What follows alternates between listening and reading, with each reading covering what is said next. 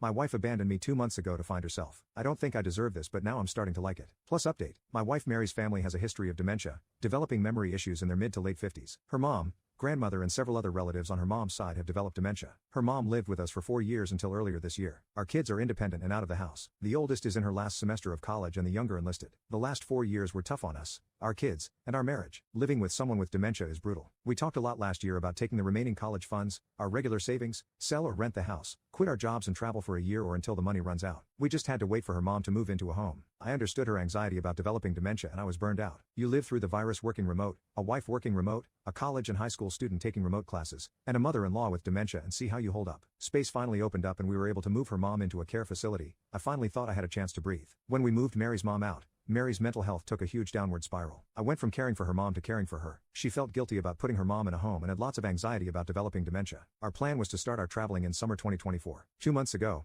I got home, and she left a note. Basically, she was going on our trip without me. She had quit her job, took most of the savings, and wasn't sure when she'd be back. Maybe a year, maybe sooner. She knew I'd understand. Her location is turned off and my calls go directly to VM. I texted the kids a picture of the note. We have our own checking accounts for direct deposits of our paychecks, but we'd transfer most into a joint account to pay the household bills and savings. We both had access to our main savings account. We have joint credit cards we use for household expenses. The 2 cars and mortgage are joint. We both also have our own small savings accounts, our own retirement accounts and our own credit cards for gifts and fun things. I closed all joint cards and accounts. I waited a month to see if she'd come back. After receiving only one text the first month, I went to a lawyer. She basically said there was very little to do right now, other than change the beneficiaries of my retirement accounts and life insurance. It was only a month and there was no way to serve her papers. My lawyer advised me to keep paying the mortgage and the cars. The cost of trying to get a judge to approve the sale of joint assets was more than making payments. I didn't want to ruin my credit by letting one of our cars get repossessed, but I can't sell it because she's in the title. I get random texts and she sporadically posts on Instagram. I want to block her so bad, but my lawyer advised me that it's better to maintain a communication channel that's not through our kids. Her last post was from Hawaii. She put in the comments how great a husband I was for letting her take this trip. I'm barely making it, paying 2 cars, a mortgage, household bills, insurance, hoping there are no emergencies because I have no savings. And she's enjoying our trip. F her. I'm so pissed at her.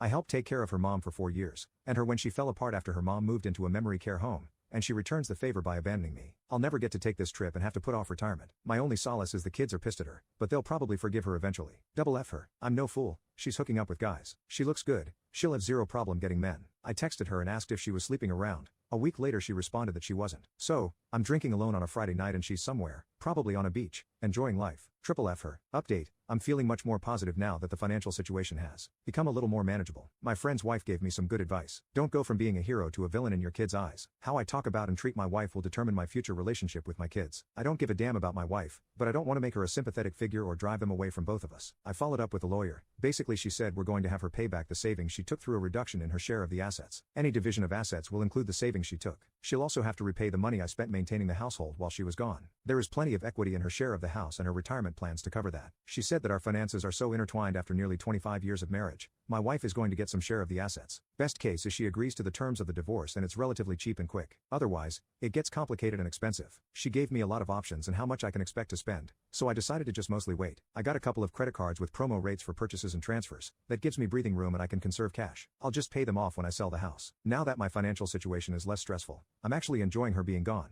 I'm free to do whatever I want, whenever. I don't have to cook or clean or take care of anyone. The house is quiet for the first time I can remember. I loved my wife, but her mental health weighed down our marriage. On balance it was worth it until now. The first month or so I expected her to be there whenever I'd get home. When someone was at the door or if I heard noises, I'd think it was her. I'd check the doorbell cam obsessively. I'm not looking forward to her returning. It has to happen, but when she comes back, I'll have to deal with her, the divorce, getting the house ready to sell, dividing all our stuff, finding a new place to live. I'm hoping she'll stay away until after New Year's, but my daughter said she thinks her mom will be home for Christmas. My lawyer will have papers ready to serve her. Hopefully she'll just agree to the terms and continue her travels.